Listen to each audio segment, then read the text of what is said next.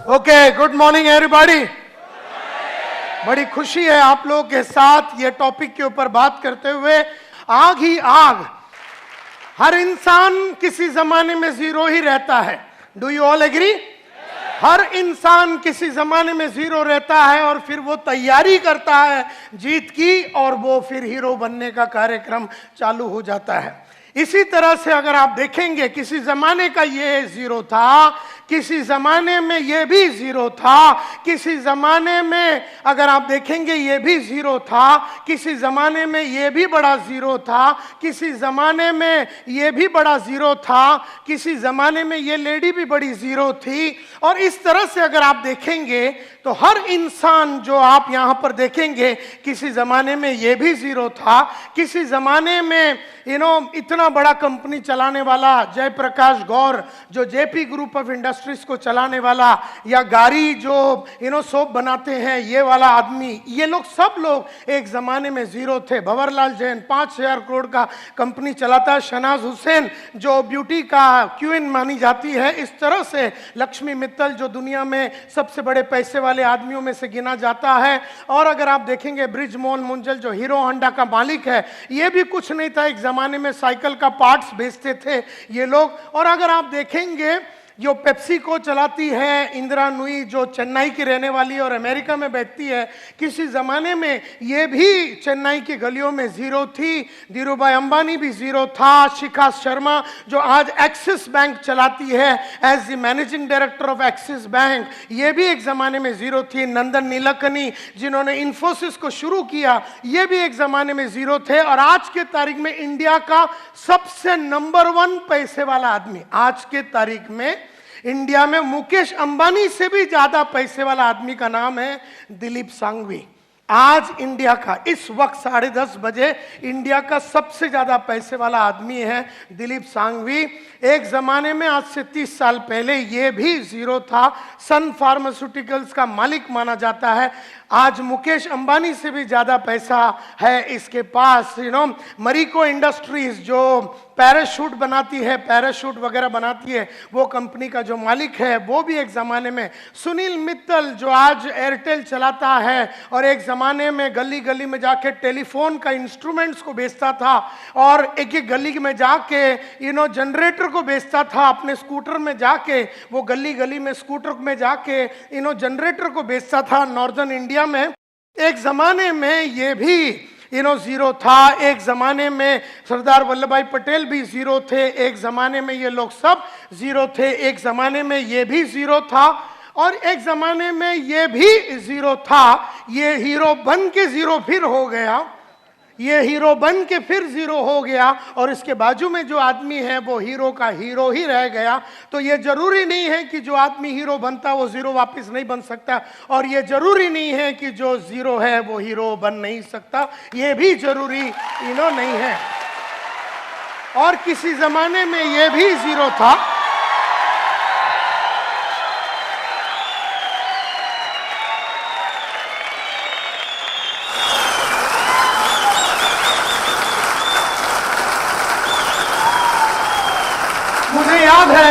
मुझे याद है मैं साहब को मिला था, मोहम्मद माजिद साहब को मिला था 2007 में केरला में।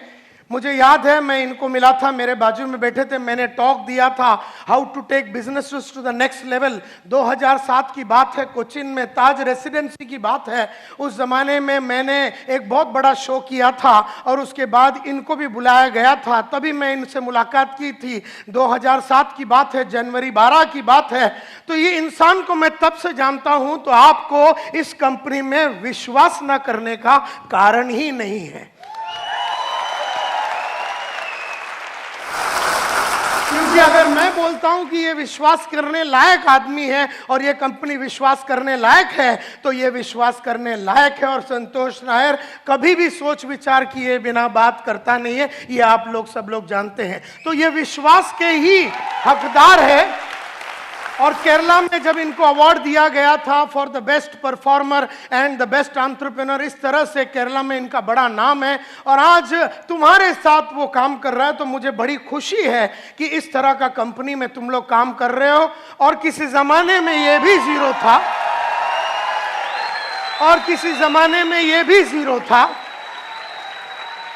और किसी जमाने में ये भी जीरो था, और किसी जमाने में ये भी जीरो था, और किसी जमाने में ये भी जीरो था, और किसी जमाने में ये और ये और ये सब लोग जीरो थे, और किसी जमाने में हम भी जीरो थे, और किसी जमाने में ये और ये और ये और ये लोग सब जीरो थे। लेकिन इन सब लोगों ने जीरो से हीरो बनने का कसम खाया, और उन्होंने की जीत की तैयारी, इन्होंने की जीत की तैयारी। और ये लोग सब लोग रफ डायमंड थे, कोयले के अंदर बैठा हुआ रफ डायमंड की कोई खास कीमत नहीं होती है। फिर वो रफ डायमंड को कोयले के खजान से निकाला जाता है, फिर वो डायमंड के ऊपर 4 चीजें की जाती है। डायमंड के ऊपर 4 चीजें की जाती है। सबसे पहला उसका कलर, डायमंड की 4 क्वालिटी होती है।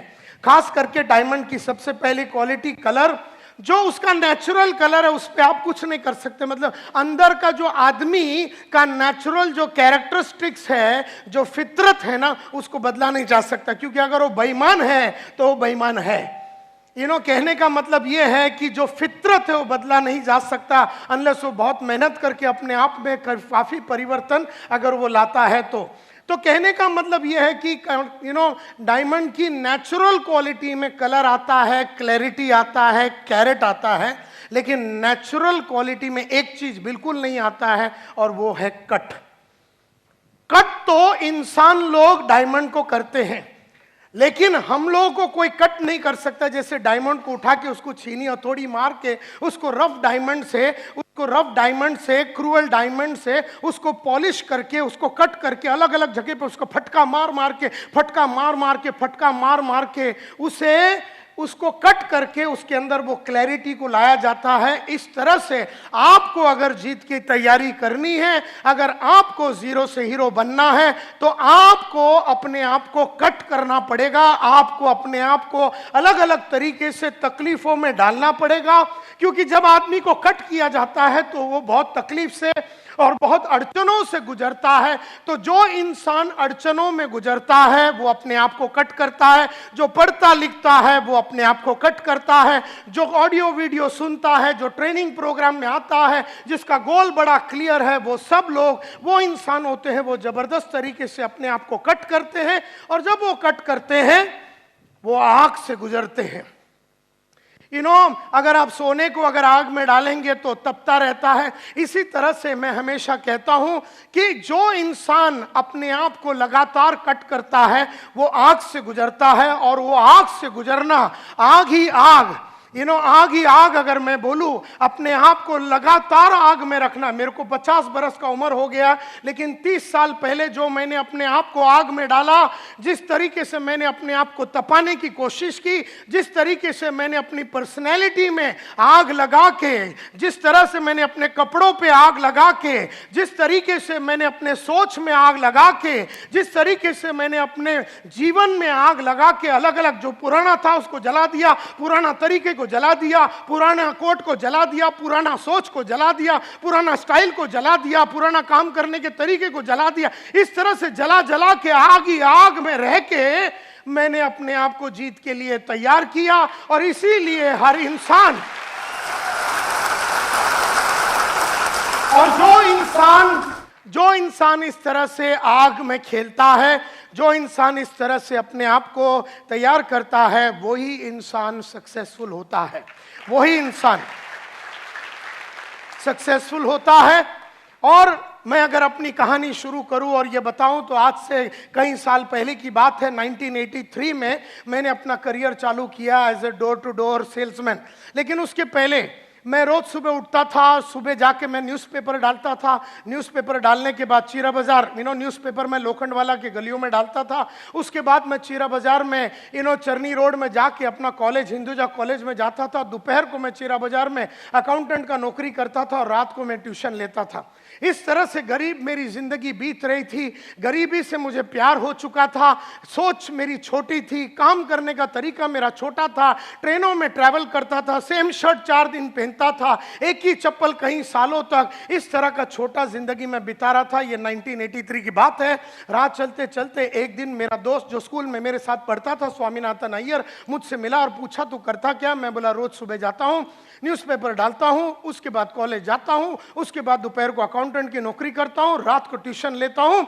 तब अय्यर ने मेरे चेहरे पे देख के बोला, संतोष नायर, एक जमाने में तू बोलता था तू बहुत बड़ा आदमी बनेगा, तू हीरो बनेगा, तू बहुत बड़ा आदमी बनेगा, लेकिन तेरी हरकतें जो तू कर रहा है, जो तू हरकतें कर रहा है, जैसे न्यूज़पेपर का धंधा कर रहा है, अपना गली का कुलकर्णी पिछले 35 साल से न्यूज़पेपर का धंधा कर रहा है, 35 साल में साइकिल में था और मैक्सिमम स्कूटर में आया, न्यूज़पेपर का धंधा करके कोई भी इंसान बड़ा नहीं हुआ। ऐसा अय्यर ने मुझसे कहा, 2 वक्त की रोटी तेरे को मिल जाएगा, लेकिन जिंदगी में तू बड़ा काम नहीं कर पाएगा। और जो तू अकाउंटेंट का नौकरी कर रहा है, कितना पगार है तेरा? आज जो 400 रुपए, अगले साल वो 500 हो जाएगा, अगले साल वो 600 हो जाएगा, अगले साल वो 700 हो जाएगा। आज से 15 साल के बाद जब तेरी उम्र 35 की हो जाएगी तो तेरा इनकम विल बी 10,000, 12,000, 14,000। किस तरह का तू शादी करेगा? क्या तेरे बच्चे होंगे? कौन से स्कूल में जाएंगे? उनके सपने कभी पूरा नहीं होगा। जिस तरीके से तू गरीब रहा, जिस तरीके से तेरे सपने कभी पूरे नहीं हुए, जिस तरीके से तेरे बाप ने तेरे को वो सब नहीं दिया जो तेरे को चाहिए था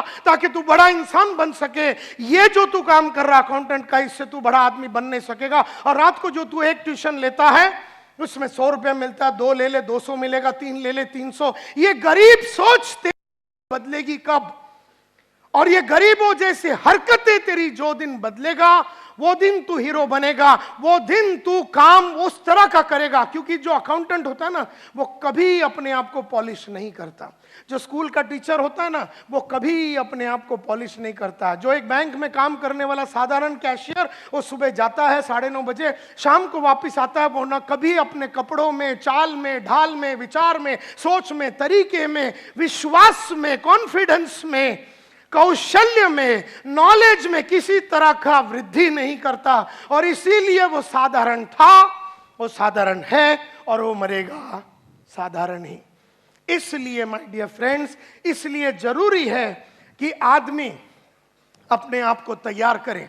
जीतना हर आदमी का गेम है, लेकिन हर आदमी अपने आप को तैयार नहीं करता। जब स्वामीनाथन अय्यर ने मुझसे पूछा और कहा कि तू लाइफ में बड़ा आदमी नहीं बनेगा, तब मैंने अय्यर से पूछा, यार तू डरा मत, मेरे को बता करना क्या है। तब उसने कहा, जिंदगी बनानी है, नाम कमानी है, इज्जत कमानी है, शोहरत कमानी है, और अपनी चाहतों के हिसाब से अगर जिंदगी जीनी है, अपनी चाहतों के हिसाब से जिंदगी जीनी है, जरूरतों के हिसाब से नहीं। अपनी चाहतों के हिसाब से अगर तेरे को जिंदगी जीनी है, चाहतों के हिसाब से मतलब आज अपने को चाहा था स्कोडा लेने का, अपने स्कोडा लिया। आज अपनी चाहत मर्सिडीज का, अपने मर्सिडीज लिया। लेकिन जरूरत के हिसाब से देखा जाए तो वेस्टर्न रेलवे जिंदाबाद। जरूरतों के हिसाब से देखा जाए तो 1 बेडरूम हॉल किचन में कार हो सकता है। जरूरतों के हिसाब से देखा जाए तो अपनी चाल में सकती है। जरूरतों के हिसाब से देखा जाए तो अपन अपने स्कूल में अपने बच्चे लोगों को म्युनिसिपैलिटी स्कूल में डाल दिया तो उसकी जो जरूरत थी नॉर्मल एजुकेशन का, वो पूरा हो गया। लेकिन अगर आपकी बेटी की चाहत अमेरिका में जाके एक डिजाइनर बनने का और उसके लिए 1 करोड़ 9 लाख रुपया लगने वाला है, तो वो बात चाहत की है, वो जरूरत की नहीं है। और उसने जब मुझसे कहा, स्वामीनाथन अय्यर ने, कि तुझे चाहतों के हिसाब से अगर अपनी जिंदगी जीनी है, जरूरतों के हिसाब से तड़प तड़प के अगर नहीं जीनी है, तो एक ही प्रोफेशन है, एक ही धंधा है, एक ही काम है, एक ही औहदा है, एक ही चीज है जो तू कर सकता है, एक ही प्रोफेशन है, एक ही काम है जिसमें अगर तू घुस गया तो तू मालामाल बनेगा। तो मैंने पूछा उससे क्या? तो उसने कहा सेल्स। ऐसे कहा सेल्स। मैंने कहा कि मैंने तो सेल्स कभी किया नहीं है।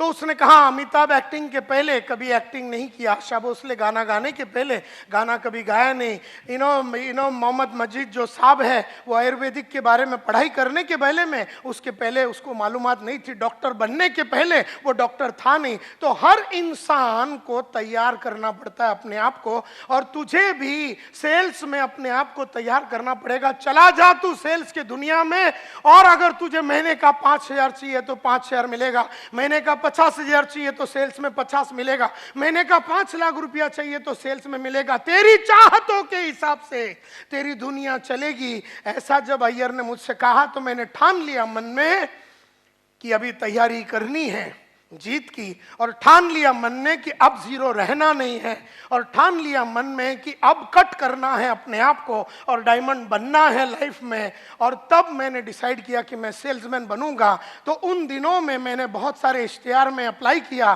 किसी ने अपने को बुलाया नहीं। इश्तिहार पे अपन अप्लाई कर रहे थे। फिर एक दिन मैंने एक बड़ा सा एडवर्टाइजमेंट देखा, उसमें लिखा था बड़ा आदमी बनना चाहते हो, 6 महीने में बाइक लेना चाहते हो और अपने सपनों को पूरा करने चाहते हो तो आ जाओ walk in interview eureka Forbes. सुना है यूरेका फोर्ब्स? उस कंपनी का एडवर्टाइजिंग था। और हमारे पास वर्ली में, हम अंधेरी में रहते थे, वर्ली में जाने के लिए पैसा नहीं है। अपना दोस्त केवल राज सालियन के पास गया, 5 रुपया उससे उधार लिया और मैं चला गया वर्ली में। लंबा स्टोरी शॉर्ट करना चाहता हूं। पहला इंटरव्यू मेरा राजेश मल्होत्रा बोल के आदमी ने लिया। मल्होत्रा साहब 3 चीज करते थे। अगर आदमी अच्छा लगा तो सिलेक्ट, आदमी ठीक ठाक लगा तो रिजर्व कैंडिडेट, रिजर्व याला नंतर घेऊया, और अगर आदमी अच्छा लगा तो सिलेक्ट।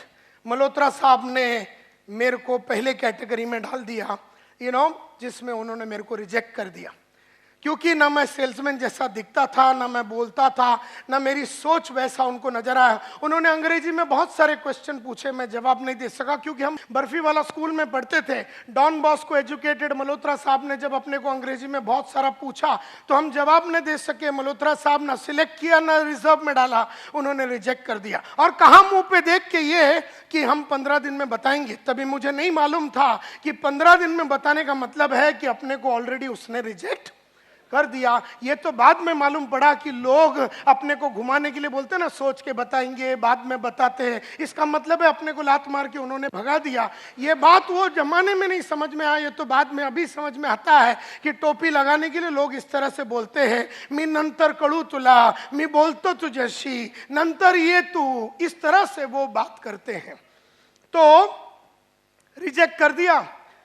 अब मैं तो ये इंतजार में था कि 15 दिन में वो बताएंगे, लेकिन महीना भर में कुछ भी न्यूज नहीं आया।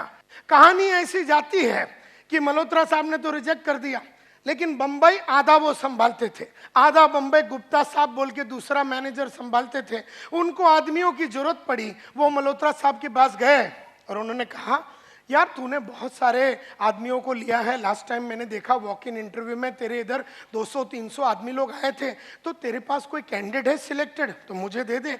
मुझे एक लोकेशन और एक ग्रुप चालू करना, एक टीम चालू करना। तो मल्होत्रा साहब ने कहा कि ये टाइम तो बहुत अच्छे आदमी नहीं मिले, इसके लिए मैंने सबको, थोड़ा ही मिला मेरे को सिलेक्टेड, तो मेरे पास नहीं है सिलेक्टेड कैंडिडेट। अच्छा, बोले तेरे पास कोई रिजर्व कैंडिडेट है तो वो दे दे, मैं उससे ही टीम चालू करता हूँ, गुप्ता साहब ने कहा। तो उन्होंने कहा नहीं यार, मेरे पास रिजर्व कैंडिडेट भी नहीं है, मैंने सबको सिलेक्ट करके ले लिया। अच्छा, बोले तेरे पास रिजेक्ट माल तो होगा तो वो ही दे दे मेरे को। तो मल्होत्रा साहब को गुप्ता साहब को मल्होत्रा साहब ने वो जो 150-200 आदमी जिसको उन्होंने रिजेक्ट किया था, वो रिजेक्टेड आइटम का सब फॉर्म दे दिया, उसमें अपना भी नंबर था। उस रिजेक्टेड फॉर्म के अंदर तो वो सब जीरो के फॉर्म से, वो सब जीरो वाले थे, वो जीरो के फॉर्म से गुप्ता साहब ने मालूम नहीं कौन सा टेक्निक यूज करके उसमें से छाटम छाट करके अपने को एक टेलीग्राम भेजा। ये 1985 की बात है, उस जमाने में एसएमएस वगैरह नहीं होता था, टेलीग्राम होता था। और जब एक दिन दोपहर को, गांधी जयंती के दिन दोपहर को 2 बजे टेलीग्राम आया, मेरे हाथ में आया, नसीब मेरा था कि मेरे हाथ में आया, और मैंने वो खोल के देखा, report for final interview, report for final interview,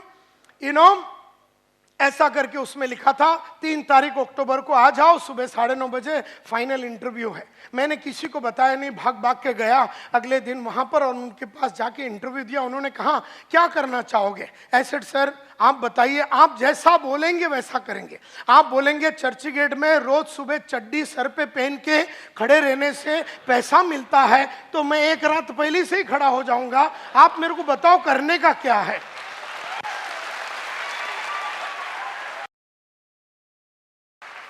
तो इस तरह से मैंने उनसे पूछा, उसने कहा कि क्या कर, मैं बोला सर मेरे को पैसे चाहिए। बोलता ये लाइन में बड़ा इज्जत है, नाम है, शौर्य। मैं बोला इज्जत बिज्जत नहीं चाहिए, अपने को रोकड़ा चाहिए, क्योंकि 18 महीने से भाड़ा नहीं भरा है महाराष्ट्र हाउसिंग बोर्ड को। माँ का इलाज के लिए पैसा नहीं है, बड़ी बहन का शादी नहीं हो रहा, पैसे नहीं है घर में, छोटी बहन का शादी नहीं हो रहा, पैसे नहीं है हाथ में, डॉक्टर को 6 महीने से पैसा नहीं दिया, किराने वाले को 6 महीने से पैसा नहीं दिया, न्यूज़पेपर वाले को 3 महीने से पैसा नहीं दिया, मेरे को आगे पढ़ने का था, पैसा नहीं था। ऐसे सिचुएशन में ये बोलता है इज्जत मिलेगा, नाम मिलेगा, वो किधर डालेगा अपन? तो हमने कहा मेरे को इज्जत बिज्जत नहीं चाहिए सर, अपने को बताओ रोकड़ा कैसा कमाने का है, टेल मी पैसा कैसा कमाने का। बोलता है I will teach you how to sell. एक बैच मैं कल सुबह 4 अक्टूबर को चालू कर रहा हूं, मैं एक बैच चालू कर रहा हूं 14-15 लोगों का, और एक मैं 15 दिन के बाद ज्वाइन चालू कर रहा हूं, तू कौन सा ज्वाइन करना चाहेगा? तो हीरो जो 0 लोग होते हैं ना, तो मैंने बोला 15 दिन के बाद आता हूं। ये 0 लोग का यही काम होता है, कल सुबह मौका है, वो 0 लोग कभी पकड़ेंगे नहीं, 15 दिन डीले कर। मैं बोला 15 दिन के बाद आता हूँ, बाकी सब काम सल्टा बिल्टा के मैं आता हूँ। अभी सल्टाने के लिए क्या है लाइफ में? कुछ भी है नहीं, 8 आना है नहीं तेरे जेब में, क्या सल्टाएगा तू? फिर 0 लोग ऐसे बात करते हैं, मैं सल्टा के आता हूँ जैसे कि अंबानी की औलाद है, बहुत कुछ सल्टा के आने का है, इधर कुछ है नहीं।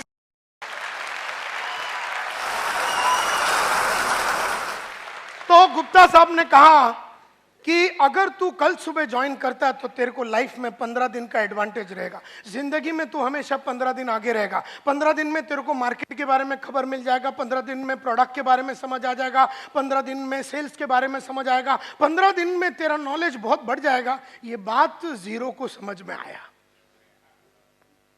इसका मतलब है कि अंदर हीरो बनने की चाहत थी अपने में, तभी वो समझ में आया। क्योंकि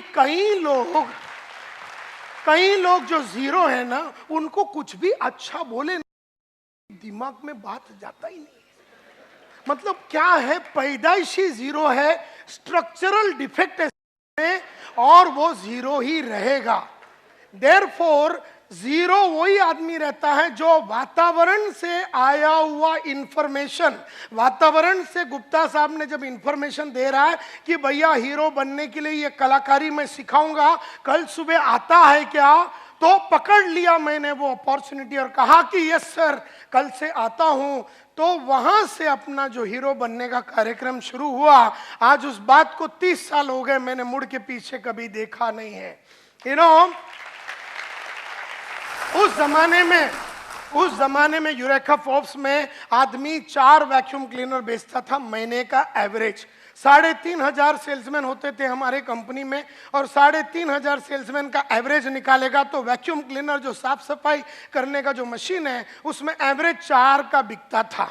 हर आदमी 4 बेचता था, 2, 3, और अगर आपने 6, 7 बेच दिया तो आपका ब्रांच मैनेजर आपको बढ़िया होटल, उड़पी होटल है गुरुदेव बोल के सामने, उसमें वो लेके जाता था। और अगर आपने 10, 12 बेच दिया तो आपका रीजनल मैनेजर आपको उससे भी बढ़िया होटल में, एयर कंडीशन होटल में लेके जाके खाना भी ना खिलाएगा।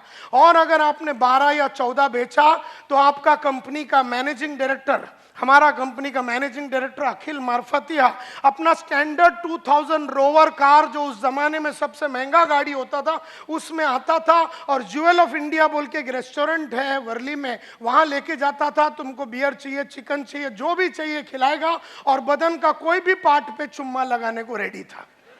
अगर तुमने 14 बेचा और मार्फतिया साहब को बोला इधर चुम्मा लगाओ, तो वो तेरे कुंडी में चुम्मा लगाएगा,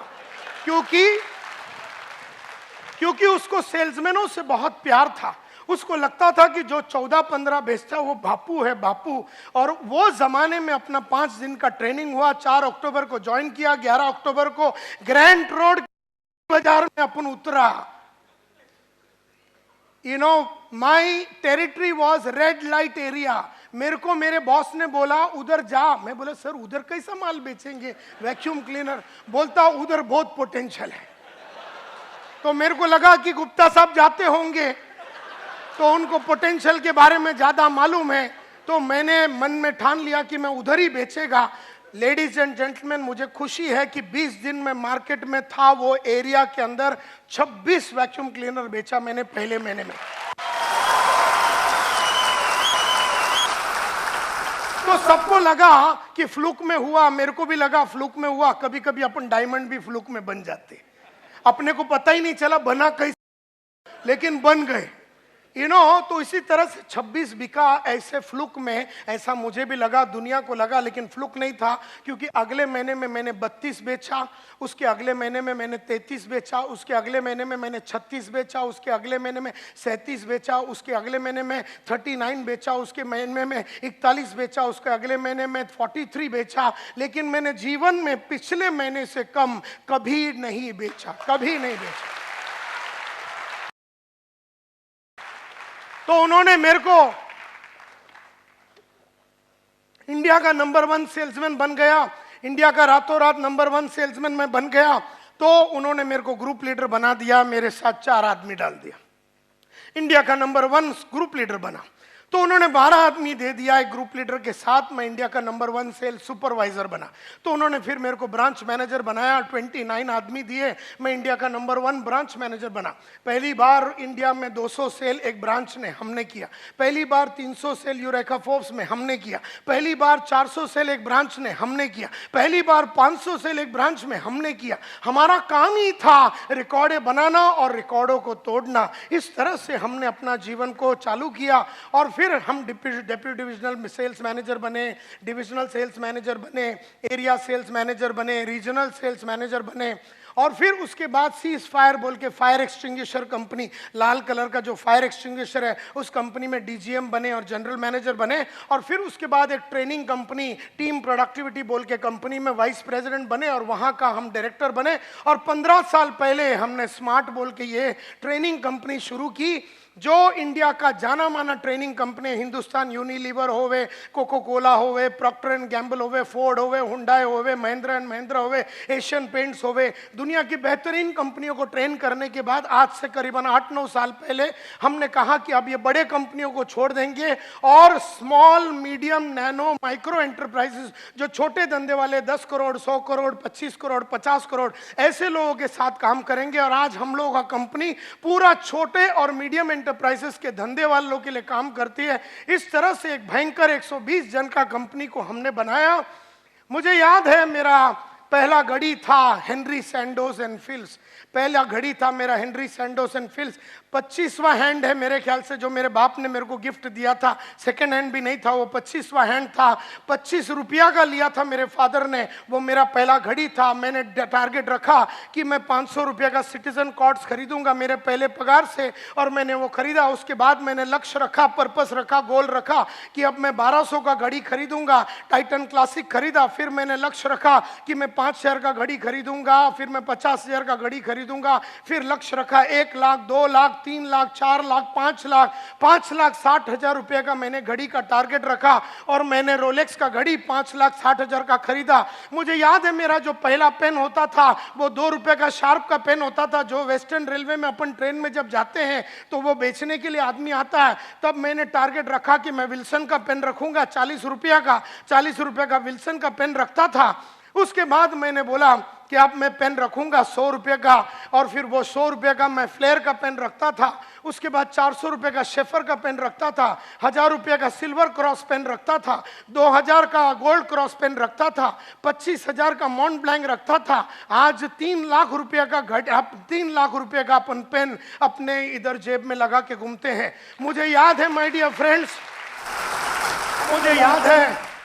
मुझे याद है माय डियर फ्रेंड्स कि मेरा पहला महीने का सैलरी था 500 रुपया। फिर मैंने कहा, लक्ष्य रखा कि अब मैं 5,000 रुपया कमाऊंगा महीने का। भागा भागा भागा, अपने आप में परिवर्तन लाया, कपड़ों में परिवर्तन लाया, बोली में परिवर्तन लाया, चाल में परिवर्तन लाया, सोच में परिवर्तन लाया, सोच में कंप्लीट परिवर्तन लाया। और फिर हमने कहा 50,000 रुपये महीने का कमाएंगे, फिर हमने कहा 2 लाख महीने का कमाएंगे, फिर हमने कहा 5 लाख रुपये महीने का कमाएंगे। जब हम 5 लाख रुपये महीने का कमाते थे, हमने लक्ष्य रखा, पर्पस रखा, गोल रखा कि अब ये महीने का कार्यक्रम नहीं चलाएंगे, अब हमको दिन का चाहिए।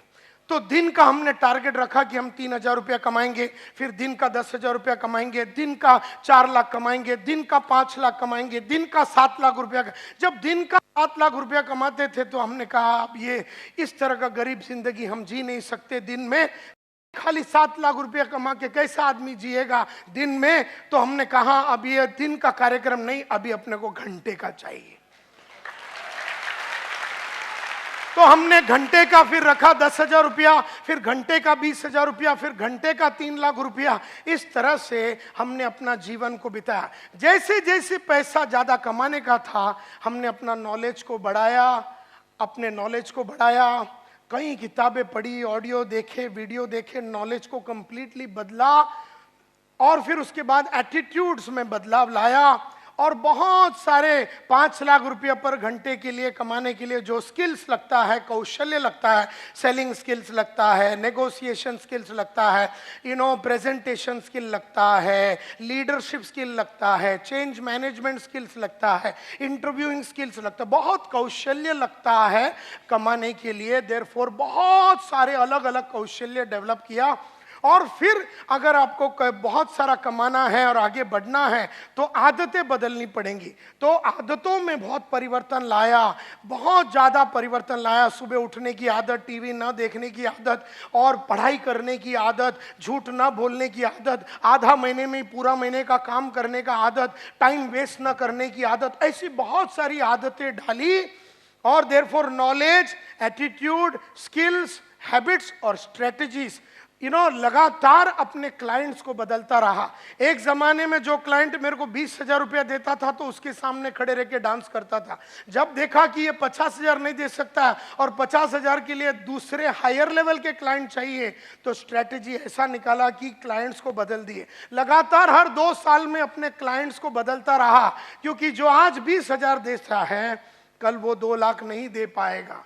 एंड देयरफॉर आज जो 20,000 रुपया देता है 2 साल के बाद उसको मैं छोड़ देता हूं और उसको पकड़ता हूं जो 50,000 रुपया आज दे सकता है। और जब अपने को 1 लाख रुपया चाहिए तो उसको छोड़ देता हूं और जब अपने को 2 लाख चाहिए तो फिर इसको छोड़ देता हूं। जैसे जैसे अपने को अगले लेवल पे जाना है तो वो पुराना नॉलेज को छोड़ देना पड़ेगा, पुराने एटीट्यूड्स को छोड़ देना पड़ेगा, पुराने आदतों को छोड़ देना पड़ेगा, पुराने कौशल्यों को छोड़ देना पड़ेगा, पुराने स्ट्रेटजीज को छोड़ देना पड़ेगा। हम में से कईयों का प्रॉब्लम यह है कि हमारी नॉलेज, एटीट्यूड, स्किल्स, हैबिट्स और स्ट्रेटजी सेम रही है और हमारी चाहत उसके आगे निकल गई। तो चाहत मेरी 5 लाख की है लेकिन हरकतें मेरी 20,000 वाली है। चाहत मेरी 5 लाख की है, कपड़े मेरे 20,000 वाले हैं। चाहत मेरी 5 लाख की है, सोच मेरा 20,000 का है। चाहत मेरी 5 लाख की है, कौशल्य मेरी 20,000 की है। चाहत मेरी 5 लाख की है, आदतें मेरी 20,000 वाली है। तो आदतें 20,000, चाहत 5 लाख, कैसा मैच होएगा? And therefore my dear friends, it is a very conscious thing. आपको एकदम कॉन्शियसली जानबूझ के इसके ऊपर सोचना पड़ेगा। हर टाइम आपकी तैयारी जीत की अगली लेवल की होनी चाहिए। आज जो जीत है वो 1 लाख की जीत है, कल का जीत तो 5 लाख की जीत है, परसों का जीत तो 10 लाख का जीत है। और देयरफॉर तैयारी 24 आवर्स मरते दम तक आपको करते रहना है। अभी गरीबों का प्रॉब्लम क्या है मालूम है? ये तैयारी ही नहीं करते। इनको जो घर है ना वो घर से बहुत सुख है। ये जो चाल में रहते हैं उस चाल का सुगंध इनको बहुत अच्छा लगता है। ये जो रेलवे स्टेशन के बाजू में रहते हैं उनको उधर का सुगंध और आवाज, रेलवे का आवाज नहीं आवे, नींद नहीं आवे। तो इस तरह से गरीबों की प्रॉब्लम क्या है कि गरीब जैसा था। कल मेरे ऑफिस में मैं निकल रहा था, एक लड़का है मेरे कंपनी में, नाम नहीं लूंगा, उसका अंग्रेजी बराबर नहीं है। तो मैंने उसको कहा कि हर रात मैं अपने आप को इंप्रूव करने के लिए, अंग्रेजी को इंप्रूव करने के लिए ये किताब लिखता हूँ। मैं उसको किताब बताया, वो किताब कैसे लिखता हूँ, मैं रोज कैसे शब्दकोश को बढ़ाता हूँ, सब कुछ बताया। और मैंने उसको बोला ये किताब लेके तू आज जाना। 1 घंटे के बाद मैं ऑफिस में वापस आया तो बोल रहा मैं घर जा रहा हूँ। मैंने तूने वो किताब लिया? बोले नहीं सर, ईस्ट में है ना। अब हम वेस्ट में बात कर रहे थे, बोले ईस्ट में है, अंधेरी ईस्ट के ऑफिस में है। तो मैं ना नोटबुक में लिखता हूं। मैं बोले यही प्रॉब्लम है, तुम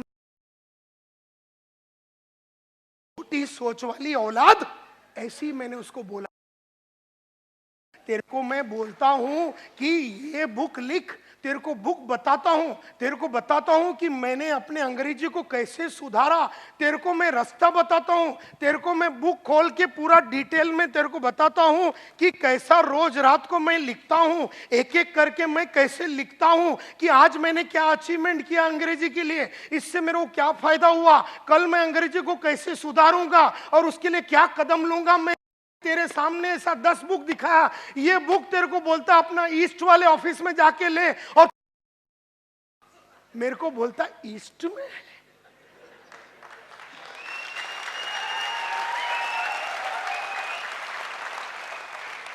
यही बात करने के लिए मैं 3 लाख रुपया लेता हूं तेरे को फ्री में, तू हमारे कंपनी में काम करता है, तो बोलता मैं नोटबुक में लिखूंगा। अबे मैं बोला नोटबुक में लिखना, और ये नोटबुक जिसमें नायर साहब की चित्र है, तो जब ये खोलेगा ना, इसका नाम है 21 day habit and confidence multiplier, यानी इंग्लिश की हैबिट, या फिर अभी इसको अगर हेल्थ के लिए यूज करना, अगर आपका वजन बहुत ज्यादा है, आपको वजन कम करना, 21 दिन में आपको 10 किलो कम करना, 21 दिन में 21 दिन में डायमंड बनना है ना, रोज रात को ही लिखने का, 21 दिन में आप बन सकते हैं। कुछ भी आपको अंग्रेजी सीखना है 21 दिन में आप सीख सकते हैं, आपको अरबिक सीखना है 21 दिन में। जब मैंने उसको बताया ये सब बातें, तो बोलता मैं नोटबुक में लिखूंगा। यही सोच है एक छोटे आदमी का, कि जब बड़े विचार उसके सामने पेश किया जाता है, बड़े तरीके से काम करने का रास्ता उसको दिखाया जाता है, तब आदमी छोटेपन पे ही बैठा रहना चाहता है। यही प्रॉब्लम है इस दुनिया का, क्योंकि वो उसको मैं बोलता हूं तैयारी कैसा करने का, उसको समझ में नहीं आ रहा। वो ये बुक छोड़ के अंधेरी ईस्ट तक जाने के लिए आधा घंटा पौना घंटा लगेगा, और रिटर्न आना, यानी बदन को जो तकलीफ लगेगा, फिजिकल पेन जो लगेगा, जो तकलीफ लगेगा, खर्चा लगेगा, और वहां जाके उसको लाना, उसने उस चीज को पोस्टपोन ही कर दिया। And that is why a large number of people अपने आप को बना नहीं सकते हैं, क्योंकि वो तैयारी जीत की नहीं कर रहे, वो हमेशा तैयारी हार का कर रहा है। वो आदमी जिसकी हरकत कल थी, वो जीत की तैयारी नहीं थी, वो हारने की तैयारी थी। तो जीतने वाले उसको लेसन सिखा रहे, लेकिन हारने वाले को इतनी जमाने से हारने की आदत, क्योंकि उसका उम्र चाहे 35 का है और 15 साल से जानता है कि मेरी अंग्रेजी खराब है, और 6 महीने में अंग्रेजी सुधार सकता है अगर वो मन में ठान लेगा। लेकिन गरीबों की प्रॉब्लम यही है कि तैयारी और जीत के लिए आगे बढ़ने की तैयारी करने से कतराता है। ये प्रॉब्लम है उसका। देयरफॉर मैं यहां खड़े रह के मुजरा करूं या कुचिपुड़ी करूं या भरतनाट्यम करूं, गरीबों को ठेंगा कोई फर्क पड़ने वाला नहीं है। अगर कल रात को आप चाल में गाली दे रहे थे अपने आप को कि कैसे मैं 2 बेडरूम हॉल किचन में जाऊं, आप अस्वस्थ थे, आपकी छोटी जिंदगी से आप परेशान थे, आपका लड़का या लड़की छोटे स्कूल में जा रहे और कॉन्वेंट में नहीं जा रहे, इससे आपको गुस्सा आता है, तो ही आप कदम लेंगे। लेकिन आप ये सोचते मैं तो पढ़ा नहीं, मेरा लड़का म्युनिसिपैलिटी में जाता है, बहुत बढ़िया। तो प्रॉब्लम ये है माय डियर फ्रेंड्स कि तैयारी जो जीत की होती है, वो हर आदमी जब जीतने के लिए तैयार होता है वो जीरो रहता है और उसे हीरो बनना पड़ता है।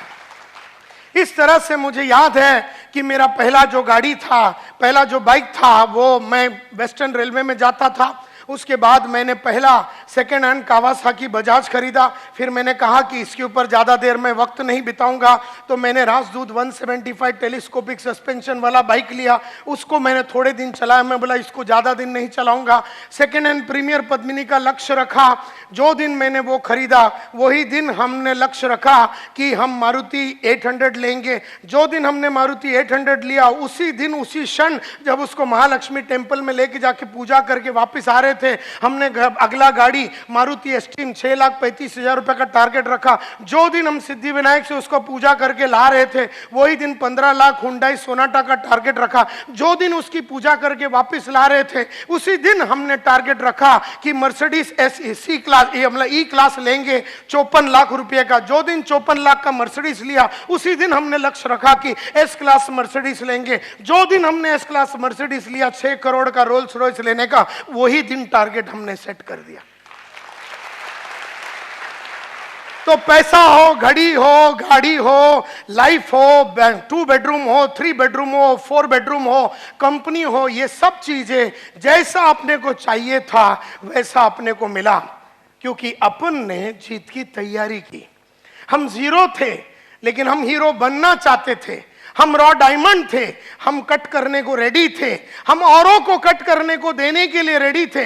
हमने अपने बॉस के सामने अपने आप को निछावर किया और बोले, सर आप बताओ ये बदन से क्या होना चाहिए, ये मन से क्या होना चाहिए, ये बॉडी से क्या होना चाहिए। उन्होंने कहा कि ये चीजें अगर आप करेंगे तो आप सक्सेसफुल होंगे। ऐसे अनकंडीशनली अपने आप को सरेंडर किया, ऐसे अनकंडीशनली अपने आप को सरेंडर किया अपने बॉस लोग के सामने, अपने अपलाइन के सामने, अपने कलीग्स के सामने। जो बोला गया है, जैसा बोला गया है, हजारों किताबें पढ़ी, किताबों में जो लिखा है, हजारों सीढ़ियां सुनी, जो सीढ़ी में लिखा हुआ है, बोला हुआ है, वैसे का वैसा पॉइंट टू पॉइंट डिक्टो वो मैंने किया। अपना दिमाग कभी मैंने नहीं लगाया। तो आज अगर मैं आप लोगों को कुछ बोलता हूं कि क्या करना है, आप अपना दिमाग मत लगाओ, आप बस वो करो जो मैं आपको बोल रहा हूं। लेकिन मुद्दा यह है माय डियर फ्रेंड्स,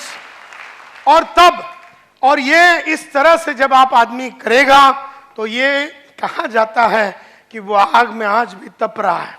हर दिन मैं 1 घंटा रीडिंग करता हूं, हर दिन मैं रोज रात को ऐसे 3 किताबें लिखता हूं जो मेरे 1 से सवा घंटा ले लेता है। इस तरह से मैं जो चीजें करता हूं, 1 से सवा घंटा रोज मैं जीत की तैयारी करते हूं। और जबकि मेरा कमाई दिन का 5-1 लाख रुपया है, तब मैं सवा घंटा रोज रात को ऐसी किताबें लिखता हूं। तो समझ लो कि तुम्हें कितना तैयारी करना पड़ेगा, कितना एफर्ट डालना पड़ेगा। आज हम ये स्टेज पे आ गए हैं, फिर भी हमने पढ़ाई लिखाई को बंद करने से इनकार किया। हम कभी ये मानते ही नहीं है कि माझ्याकडे काही आहे आणि मला काही कळतं। अपने को कुछ नहीं आता है, अपन एकदम सिंपल आदमी है, अपने को जमाने के बारे में कुछ नहीं मालूम। मैं रोज रात को पढ़ता हूँ, रोज रात को अपने आप को अपग्रेड करता हूँ, और इसीलिए 30 साल से रेगुलरली सक्सेस मिला। कईयों को 1 साल सक्सेस मिलता है, फिर नीचे चला जाता है, फिर 6 महीना गायब रहता है, फिर थोड़ा सक्सेस मिलता है, फिर वो नीचे चला जाता है, फिर थोड़ा मिलता है, फिर वो गाँव चला जाता है, फिर नीचे चला जाता है। इस तरह से लाइफ बढ़ता नहीं है, इस तरह से लाइफ बनता नहीं है। तो माय डियर फ्रेंड्स, मुझसे लोग देयरफॉर पूछते हैं कि सर ये सभी लोग जो थे जिनके बारे में आपने कहा जो जीरो थे और हीरो बने कैसे, तो मैंने स्टडी किया उनके लाइफ को, मेरे लाइफ को, और दुनिया के बेहतरीन विश्वनाथन आनंद जो चेस प्लेयर है, दुनिया के बेहतरीन बैट्समैन, दुनिया के बेहतरीन एक्टर, इनके लाइफ को, दुनिया के बेहतरीन नेटवर्कर। मैं नेटवर्किंग इंडस्ट्री में 1989 में घुसा था। I was India first representative. 1988 में इंडिया का सबसे पहला रिप्रेजेंटेटिव था। डायरेक्ट सेल्स के लिए मेरे को भेजा गया बर्लिन में, जर्मनी में, वर्ल्ड डायरेक्ट सेल्स कांग्रेस में, जहां पर दुनिया की बेहतरीन वर्ल्ड कॉरपोरेशन का कॉन्फ्रेंस हुआ था। और आज से करीबन 30 साल पहले मैं पहली बार नेटवर्किंग से वाकिफ हुआ। तो मेरा पहचान और मेरी अंडरस्टैंडिंग और मेरी क्लैरिटी 30 साल पुरानी है। और मैंने इन 30 सालों में देखा कि लगातार कुछ लोग आगे बढ़ते हैं और कुछ लोग ऊपर नीचे, और कुछ लोग बढ़ ही नहीं रहे हैं, वो उठ ही नहीं पा रहे हैं। तो ऐसा क्यों हुआ? तो मैं एक वॉयज ऑफ डिस्कवरी में गया। मैंने कईयों की बायोग्राफी पढ़ी, ऑटोबायोग्राफी पढ़ी, मैंने बहुत सारे लोगों का मीटिंग किया, और मैंने बहुत सारे चीजें सोचा, और दुनिया की बेहतरीन MLM और नेटवर्क मार्केटिंग के लोगों से वर्ल्ड वाइड मिला।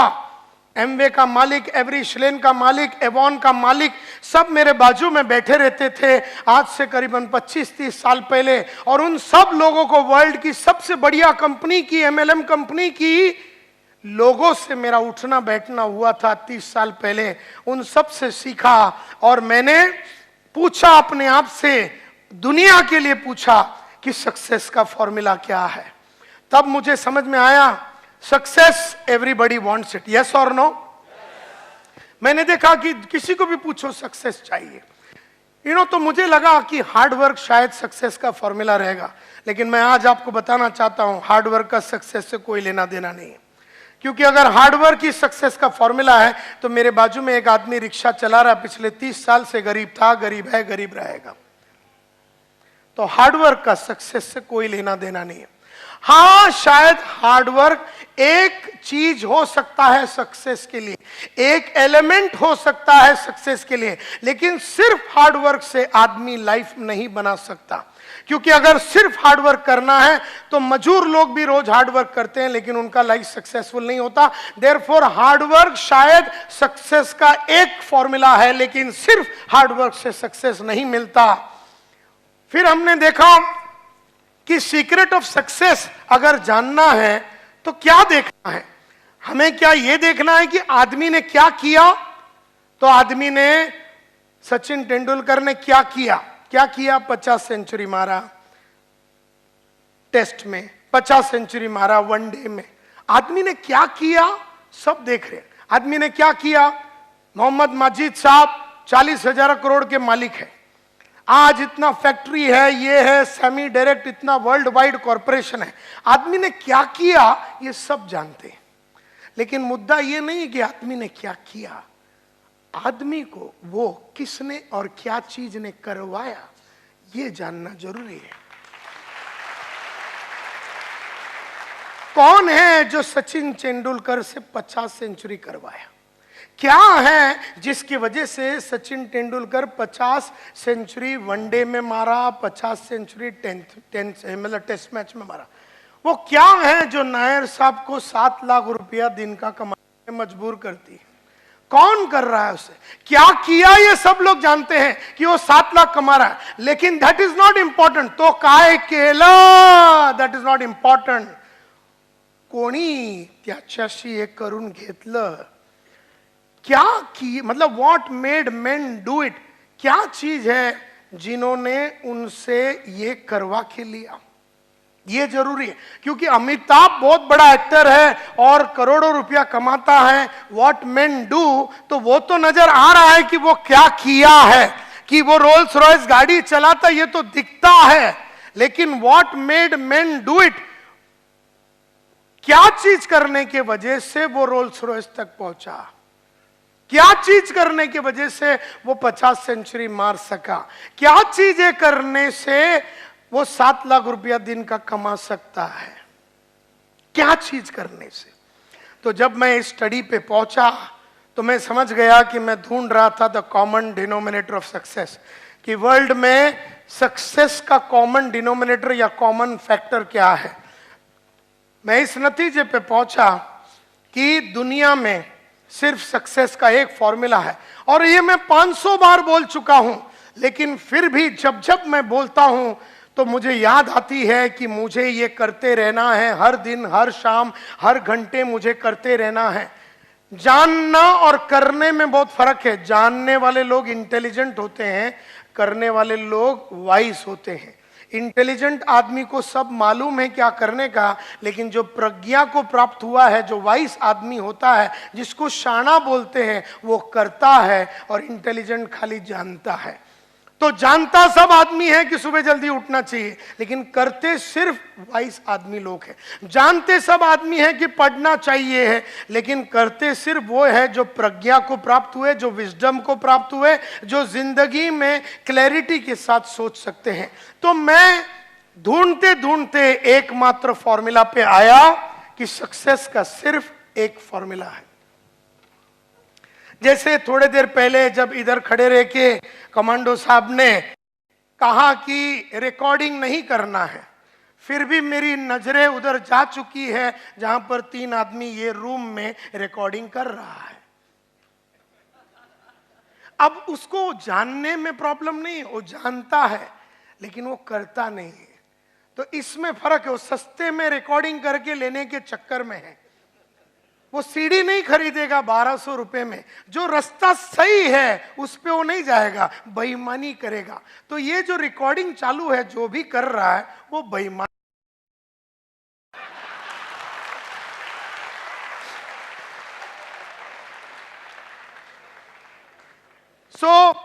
क्योंकि उसको बोलने के बावजूद समझ में नहीं आता। वो अनपढ़ गवार नहीं है, वो शाना समझता अपने आप को, लेकिन है वो गधा। समझने से शाना कोई नहीं होता, बनने से ही शाना होता है। तो सक्सेस का एकमात्र फॉर्मूला है और वो है ये: The secret lies in the fact that successful people form the habit of doing things that failures don't like to do. बड़ा सिंपल है। सक्सेस का फॉर्मूला सिर्फ एक ही है। सक्सेस का फॉर्मूला सिर्फ एक ही है और वो ये है: the secret of success. Success का सीक्रेट कहां पर है? It is in the fact कि सक्सेसफुल लोगों ने वो करने की आदत डाली जो उन्हें अच्छा नहीं लगता। सक्सेसफुल लोगों में और अनसक्सेसफुल लोगों में फर्क सिर्फ इतना है कि सक्सेसफुल लोगों ने वो करने की आदत डाली जो अनसक्सेसफुल लोगों को करने को अच्छा नहीं लगता। सक्सेसफुल लोगों में और अनसक्सेसफुल लोगों में, कामयाब लोगों में और नाकामयाब लोगों में फर्क सिर्फ इतना है कि कामयाब आदमी ने वो करने की आदत डाली जो उसे अच्छा नहीं लगता और नाकामयाब आदमी हमेशा वो करता है जो उसे अच्छा लगता है। मुझे भी सुबह उठने को अच्छा नहीं लगता, तुम्हें भी सुबह उठने को अच्छा नहीं लगता, लेकिन रोज सुबह 5:15 बजे उठ के मैंने उठने की आदत डाली।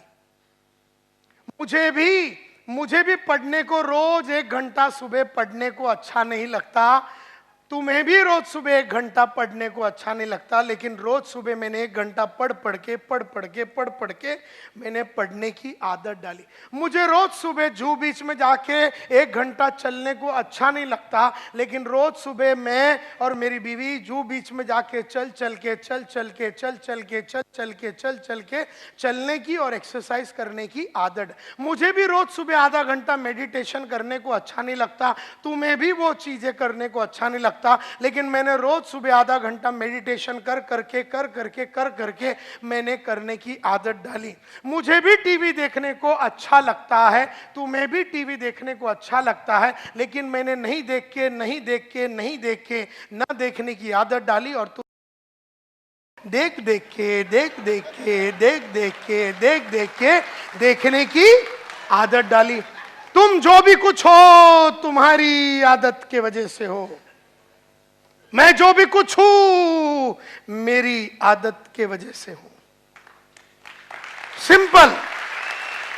मैंने वो किया जो अच्छा नहीं लगता, तुमने वो किया जो तुम्हें अच्छा लगता है। सिर्फ एक ही फॉर्मूला है सक्सेस का, और गरीब हो या अमीर हो सब पे लागू होता है एक कच फॉर्मूला: वो करो जो अच्छा नहीं लगता। मुझे भी बड़े बड़े लोगों को मिलने को अच्छा नहीं लगता, तुम्हें भी बड़े बड़े लोगों को मिलने को अच्छा नहीं लगता, लेकिन मैंने बड़े बड़े लोगों को मिल के अपना बड़े लोगों को मिलने का कॉन्फिडेंस बढ़ाया। हम लोग छोटे लोगों को मिल के छोटे लोगों में खुश रहने की हमने आदत डाली। मुझे भी झूठ बोलने को अच्छा लगता है, तुम्हें भी झूठ बोलने को अच्छा लगता है, लेकिन मैंने नहीं बोल के न बोलने की आदत डाली। और कई डाउनलाइन ने अपने अपलाइन को टोपी लगा के टोपी लगाने की आदत डाली। मुझे भी रोज काम करने को अच्छा नहीं लगता, तुम्हें भी रोज काम करने को अच्छा नहीं लगता, लेकिन मैंने रोज काम करके रोज रेगुलरली काम करने की आदत डाली। तुमने कभी कभी काम करके कभी कभी काम करने की आदत डाली। तुम जो भी कुछ हो तुम्हारी आदत की वजह से, अमिताभ जो भी कुछ है उसकी आदत की वजह से, मैं जो भी कुछ हूं मेरी आदत की वजह से है। हम सब लोग जो भी कुछ है हमारी आदत की वजह। और मैं ये बोलता हूं क्वालिफिकेशन से कोई फर्क नहीं पड़ता है, एजुकेशन से कोई फर्क नहीं पड़ता है। तुम कहां से आए, तुम महाराष्ट्रन हो, हिंदू हो, मुसलमान हो, तुम सिख हो, ईसाई हो, तुम्हारा बाप गरीब था, तुम चाल में रहते थे, तुमने पढ़ाई किया नहीं किया, तुम्हारा सपोर्ट है सपोर्ट नहीं है, तुम्हारा अच्छा कांटेक्ट है नहीं है, तुम चाल में रहते थे बिल्डिंग में रहते थे, इससे कोई फर्क नहीं पड़ता। तुम्हें सिर्फ वो करना है जो तुम्हें अच्छा नहीं लगता। कई लोग इधर आके बैठ के, कई लेक्चर में आके बैठ के सो जाते हैं, बैठ के सो जाते हैं, क्योंकि उनको लेक्चर में आके बैठ के सोने की आदत लग गई। और कोई लोग है किताब लेके आते, बोले इंपॉर्टेंट पॉइंट लिखते हैं, चलो इंपॉर्टेंट पॉइंट लिखते हैं। और कई लोग ऐसे खाली हाथ, मैं जिधर भी जाता हूं नोट्स बनाता हूं, तुम जिधर भी जाते हो नोट्स नहीं बनाते हो। फर्क सिर्फ इतना ही है, मैं वो बुक लेके आता हूं और पॉइंट लिखता हूं। मैं प्रोग्राम खत्म होने के बाद रात को घर में जाता हूं और पूरे दिन में जो प्रोग्राम में जो ट्रेनर ने सिखाया, करीबन 1.5 से 3 घंटा बैठ के पूरा दिन में क्या सीखा वो पूरा लिख देता हूं। तो तुम्हारे जगह पे मैं आज अगर होगा तो रात को सोने के पहले 200 पेज की किताब में संतोष नायर ने आज सुबह 10 बजे से लेके 10:30 से लेके 1:30-2 बजे तक क्या बताया वो मैं पूरा लाइन से लिखूंगा। नायर साहब ने सक्सेस का फॉर्मूला बताया, नायर साहब ने बताया, नायर साहब ने ये बताया। ऐसे लिखते लिखते मैं 3-3:30 बजा डालूंगा। और तुम में से कई ऐसे लोग हैं बराबर रात को 10 बजे राणा प्रताप देखेंगे, उसके बाद कुछ तो लोग कहेंगे देखेंगे, उसके बाद 11 बजे आहट देखेंगे, और फिर बाजू में जो आइटम है उसको पकड़ के सो जाएंगे। जब तुम सो रहे हो मैं लिख रहा हूं, जब तुम सो रहे हो और कार्यक्रम कर रहे हो मैं लिख रहा हूं। फर्क सिर्फ इतना है, मैं लिखने के बाद कार्यक्रम करता हूं, तुम कार्यक्रम करके सो जाते हो।